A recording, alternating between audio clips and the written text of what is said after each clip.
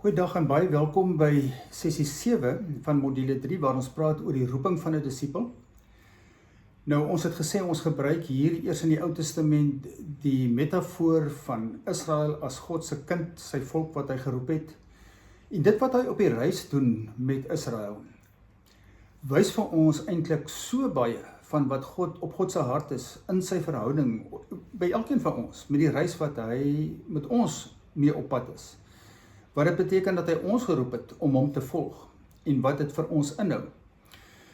Nou toe die volk nou hier kom by die berg Sinaï, nadat hulle nou al 'n ruk lank uit Egipte uit is, en toe roep die Here vir Moses eenkant om meer van sy wil aan hulle bekend te maak. Nou dis baie interessant dat in Eksodus 19 vers 5 en 6 sê die Here vir Moses hierdie woorde. Hy sê, jy moet hierdie dinge vir die volk sê.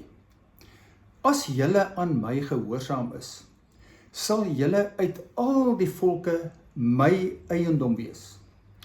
'n Koninkryk van priesters en 'n gewyde nasie. Nou hierdie woorde kan sommer maklik vinnig by ons verbygaan, maar luister mooi wat sê hy hierso. Hy sê, as julle aan my gehoorsaam is, dan sal julle my eiendom wees.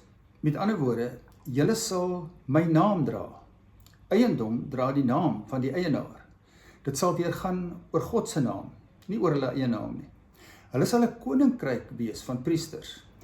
Nou, in die Ou Testament was dit so in Israel, toe die volk nou later die land in besit neem, het die priesters geen eiendom ontvang nie. Hulle was volledig in God se diens. Hulle was absoluut toegewy, afgesonder daarvoor om die tempeldiens te doen, om die offersysteem te hanteer. Dit is waaroor hulle lewe gegaan het, voltyds in diens van God. So om priesters te wees beteken dat almal weer sal verstaan, hulle is God se eiendom. Hulle is nie deeltyds in sy diens nie, hulle is voltyds in sy diens, om te hoor wat op sy hart vir hulle is. En 'n gewyde nasie beteken afgesonder. Dis die ander woord wat daar gebruik word. Die woord afsondering beteken ook heilig, 'n heilige volk, sê die ou vertaling. So julle sal 'n afgesonderde mense wees om vir my te leef. Met ander woorde, dit sal weer gaan oor God se naam, God se koninkryk, ons behoort aan hom, en God se wil, ons word afgesonder om sy wil te doen. Nou kan jy vra nou, maar goed, dit is wat God daardie tyd vir Israel gesê het, wat het dit met my te doen wat in die Nuwe Testament na Christus leef? Die interessante is dat Petrus baie jare later, as hy sy brief skryf, dan skryf hy in 1 Petrus 2 vers 9 en 10 aan die Nuwe Testamentiese gelowiges, wat waarskynlik Jode en nie Jode was vir wie hy skryf. Dan sê hy, julle nou is die uitverkore volk van God. Julle is sy eiendomsvolk. Julle nou is 'n koninkryk van priesters. En julle is 'n heilige volk. Kan jy hoor, hy haal eintlik hierdie teks aan. Maar hy sê nie nou, as julle gehoorsaam is nie. Hy sê, julle is dit.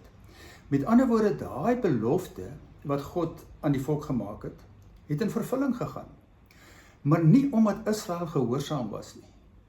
Omdat Christus gekom het as die een wat eintlik die plek van Israel ingeneem het en in hulle plek as gehoorsame geleef het en sy lewe afgelê het en versoening bewerk het, sodat ons nou weer die eiendomsvolk van God kan wees, sy naam kan dra, ons 'n koninkryk kan wees wat hom as priesters dien en sy koninkryk werksaam is voltyds en sy wil kan doen as afgesonderde mense vir God.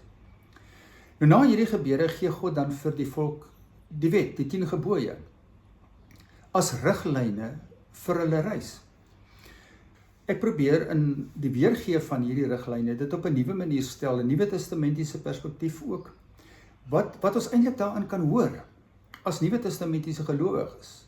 Want ons weet, dit word nie meer van ons verwag om die wet te gehoorsaam, sodat ons vir God aanvaarbaar kan wees nie. Ons is reeds vir God aanvaarbaar in Christus. Maar daardie riglyne is tydlose waarhede. Riglyne vir die lewe van 'n disipel, wat ek glo vir altyd geld, nie om ons meer aanvaarbaar vir God te maak nie, maar wat vir ons help om te verstaan hoe ons in 'n verhouding met God kan leef.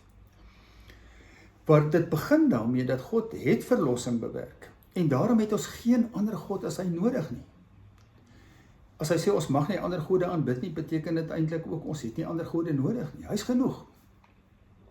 Waar hy vir ons sê dat ons 6 dae moet werk en die 7de dag rus, wil God eintlik vir ons sê, hoorie, moenie so hard bou aan 'n koninkryk vir jouself nie. Verstaan dat jy betrokke is in my koninkryk, dat ek vir jou sorg, en vat af op 'n dag.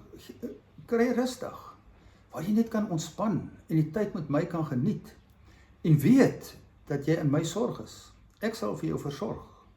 Alles gee wat jy nodig het. En so kan ons al daai gebooie een na die ander kyk en sien hoe hulle eintlik vir ons beskerming is. Die 6de gebod wat sê, jy mag nie moord pleeg nie. Dit sê, jy is nie nodig nie. Jy het nie nodig om teen ander in opstand te kom en te beklei nie, want God het versoening bewerk.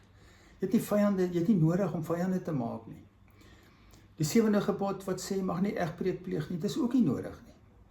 Want God voorsien vir jou 'n maat, as dit in sy wil is. Party is geroep om, sê Paulus, om nie 'n maat te hê nie. Maar dit is nie nodig om rond te kyk nie. God voorsien in al jou behoeftes rondom die seksuele ook, maar binne die huwelik.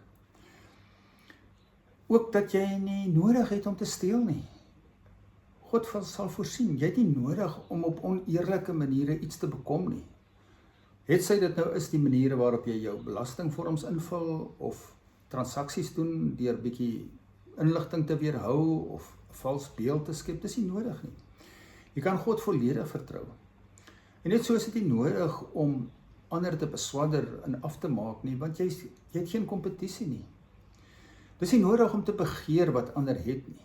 Sien raak wat jy in God reeds ontvang het, en geniet dit. Nou ons weet wat het nou gebeur nadat Moses van die berg afgekom het. Toe vind hy die volk daar besig om rondom 'n goue kalf te dans. En hy was verpletter, hy was so teleurgesteld, en hy daai 2 kliptafels stukkend gegooi, en daar was 'n hele situasie waar hy moedeloos was, en amper nie meer kans gesien het om aan te gaan nie, maar ook aan die ander kant vir die volk ingetree en gepleit het. En dan kom hy na die Here met 'n baie kragtige gebed, waar hy bid, Here, as U my dan goedgesind is, maak aan my U wil bekend, sodat ek U kan ken en kan doen wat U vra. Nou jy kan hoor, daardie gebed is vandag nog net so kragtig in die lewe van 'n disipel. Here, as U my dan goedgesind is, maak aan my U wil bekend. Ek is U eiendom, ek wil vir U leef. Maar ek wil nie net U wil ken nie, ek wil vir U ken, sodat ek U kan ken en kan doen wat U van my vra. En soos wat God altyd maar is, God weet presies wat in Moses se hart is, en hy weet ook presies wat Moses nodig het. Daarom vra God dan vir Moses, Moses, moet ek nie self met jou saamgaan en vir jou vrede gee nie? Hy weet, dis eintlik wat Moses nodig het. En dan natuurlik gaan die ligte vir Moses aan, dan sê hy, Here, ja, asseblief, as U nie met ons saamgaan nie, dan wil ek nie eers hiervandaan 1 tree verder optrek nie. Want hoe sal al hierdie ander volke weet dat ons U volk is, as U nie met ons is nie? Nou weer, dit is sulke kragtige disipelwoorde vir enige kind van God vandag nog. Dat jy kan nie dink daaraan dat enige disipel, enige volgeling van God, dit kan waag om 1 tree te gee as God nie met ons saamgaan nie. Maar ons weet vandag dat eintlik ons nie net vir hom vra om met ons saam te gaan nie, want dit is nie ons wat die pad wys nie. Hy gaan vooruit, hy wys die pad. Dis ons wat hom volg, maar hy is by ons op hierdie reis. Hy het dit beloof, hy het dit vir Israel beloof, en daai tyd was hy by hulle teenwoordig in die tabernakel. Die tabernakel wat Moses toe moes bou, waar God sy woonplek kom inneem het, dat hulle kon sien God is by hulle, Immanuel, God is met ons. Daai hele tabernakel was eintlik 'n profesie van wie Jesus is, die hele samestelling daarvan. En vandag weet ons het nie 'n sigbare tabernakel wat vir ons wys, God is nou in die huis omdat hy hier of in 'n sekere plek is, soos dit met hulle was nie, maar Hy het deur sy gees in ons kom tabernakel, in ons kom woning maak. Laat Paulus kan sê, ek en jy, is nou die tempel van God, en hy woon in ons, en hy gaan met ons saam op hierdie reis. So weer sien ons in ons roeping, is daar hierdie baie spesifieke aksente.